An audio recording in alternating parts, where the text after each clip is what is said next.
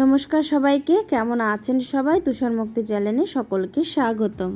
আজকে হলো রাধা অষ্টমী, তার জন্যই আজকে ছোট্ট করে একটু আয়োজন। আর রাধা অষ্টমী মানেই কলার বড়া করতেই হবে, রাধাকে দিতেই হবে। জন্মাষ্টমীতে লাগে তালের বড়া আর রাধা অষ্টমীতে লাগে কলার বড়া। তো 5 রকমের ভাজা, লুচি আর সুজি পায়েস করব, কলার বড়া এই দিয়ে আজকে ভোগ। তো সব কিছুই আমি করে নিয়েছি।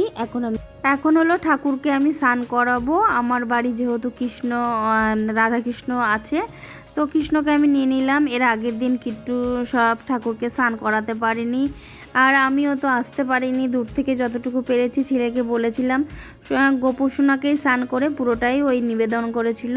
তো আজকে হলো আমি রাধাকৃষ্ণকে স্নান করাবো, নতুন বস্ত্র পরাবো। তো আমার স্নান করানো হয়ে গেল কৃষ্ণকে। এখন হলো রাধাকে স্নান করানো পালা। তো এখন দুজনকে একই একই ড্রেস পরাবো। এখন পিঙ্ক কালার থেকে হবে ব্লু কালারের ড্রেস পরাবো। দেখো এখন স্নান করানো হয়ে গেছে, সুন্দর করে আমি সাজিয়েও দিয়েছি তাকে। আর আমার বাড়ি সত্যি দুজনকেই খুব সুন্দর লাগে। রাধাকৃষ্ণকে যদি কাছ থেকে কোনো দিন দেখো তো সত্যি মন ভরে যাবে। এখন হলো আমি ঠাকুরকে স্নান করানো হয়ে গেল। এখন মোছাবো, আর কি করে আরতি করে কি করে পুজো করি সেগুলোই তোমাদের সঙ্গে আমি শেয়ার করলাম।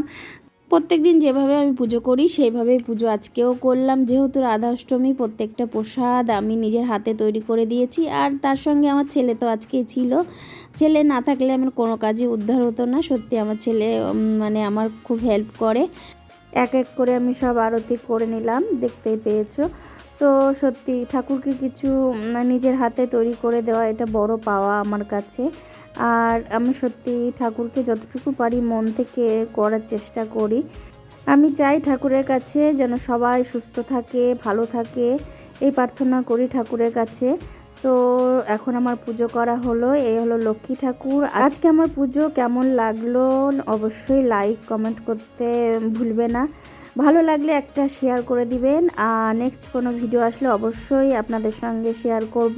ভালো থাকবেন, সুস্থ থাকবেন। নমস্কার। বড়দের আমার প্রণাম, ছোটদের অনেক অনেক ভালোবাসা।